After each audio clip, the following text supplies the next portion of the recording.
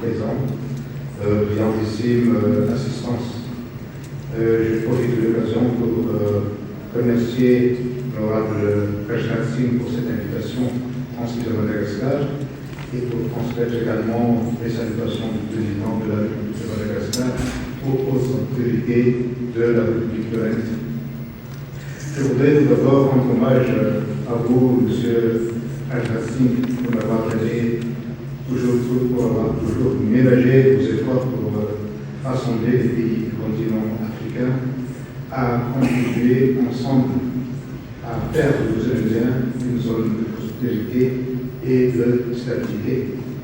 Et j'apprécie également le fait que ce deuxième conclave devient institutionnalisé et servira de mécanisme de promotion de la paix dans la zone océanienne.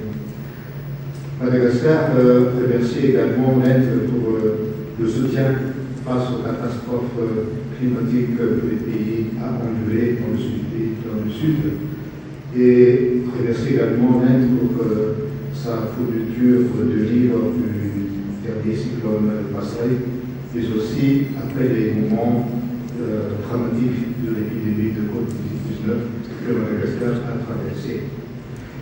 Nous restons très attentifs par rapport à la vision de la stratégie maritime, le concept de SAGAR, car Madagascar est conscient que la sécurité et la croissance vont de pair pour assurer une mer stable et résiliente, un domaine maritime sûr. Nous sommes convaincus qu'il est important d'examiner ensemble et de manière holistique les différents aspects de la sécurité maritime.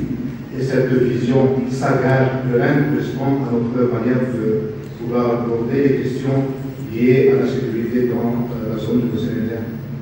Nous devons donc renforcer ensemble notre résilience face aux risques et catastrophes par une solidarité active de tous les pays citoyens de l'océan Indien afin de minimiser les nuisances potentielles capables de générer des crises hybrides.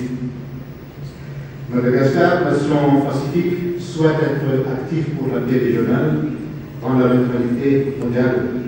Nous sommes tous conscients des enjeux internationaux, nationaux dans la zone de l'océan Indien et nous devons tous chercher à préserver un océan ouvert et stable par l'émergence d'un développement national et humain.